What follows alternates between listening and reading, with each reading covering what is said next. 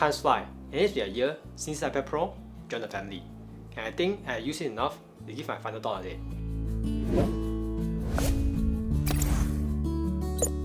The iPad Pro is an amazing device, packed with more than enough power to handle everything you throw at it, unless it is something limited by its own software, the iOS.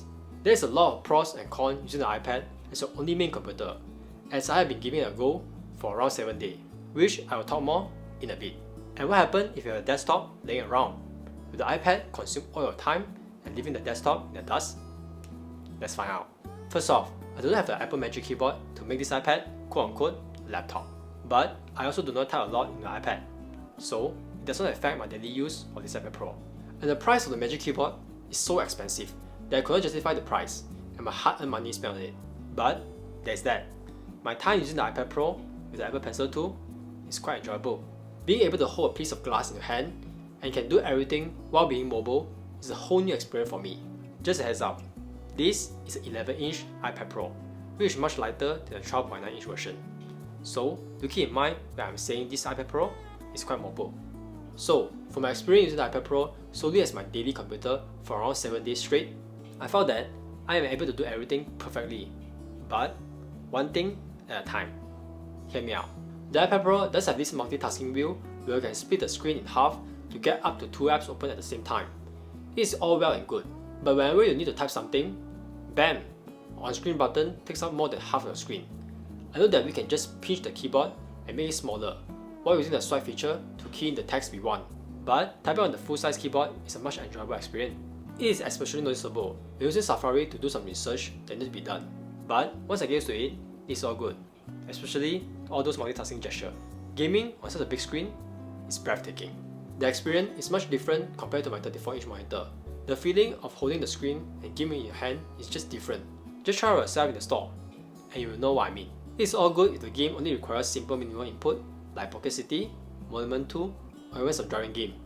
But games like GTA, Hyperlight Drifter, or Genshin Impact, gaming using the on-screen button on such a big screen is a pain in the ass. And here's where the controller comes in. Paired with my PS4 controller, everything just feels like I'm gaming on a console, but we lost the magic of holding the screen in our hands. So, choose your poison. While we're still on the topic of gaming, Genshin Impact is the most graphic intense game that I could find.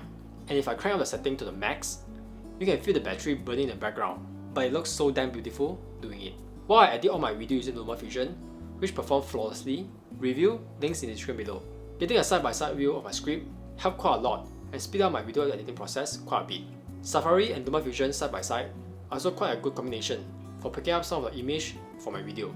If you're not so much of a multitasking guy, using the whole screen for preferred apps is amazing. Photo editing, drawing, or even browsing using the web is a unique experience on its own compared to the traditional desktop. But during my 7 days of using the iPad Pro exclusively, I found that it's more enjoyable consuming content, mainly YouTube, using my full-fledged desktop. And here's why. First off, the screen is much bigger, equal to a better experience. And most importantly, hand-free. I could not stress this enough. While holding the iPad feels nice and all, but eventually you get tired.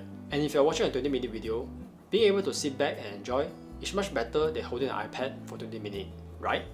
After 7 days of using this iPad Pro exclusively, I went back using my desktop along with my iPad Pro. Each product has its advantage, and since I'm fortunate enough to own both, why choose? Only children have to choose.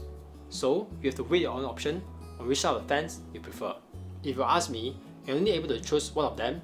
For the cost I'm paying for this iPad Pro, I will still get this iPad Pro, or step down a bit to get a cheaper iPad Air. The experience using the iPad as your sole entertainment device is just different. Being able to turn it on in a second and carrying it around wherever you go feels nice. Down the line, when you need a keyboard, the Magic Keyboard will start waving on you. And possibly in the future, more mature iOS version, you can just connect the iPad to a monitor and bam, a full-fledged desktop experience. Unlike the screen mirroring now, one can only hope. And that's it. These are just some of my thoughts after using this iPad Pro for around a year. It is still fast and snappy. Get yourself one if you can find a good deal. Leave a comment down below if you have any questions regarding this iPad Pro. And thanks for watching. Ciao!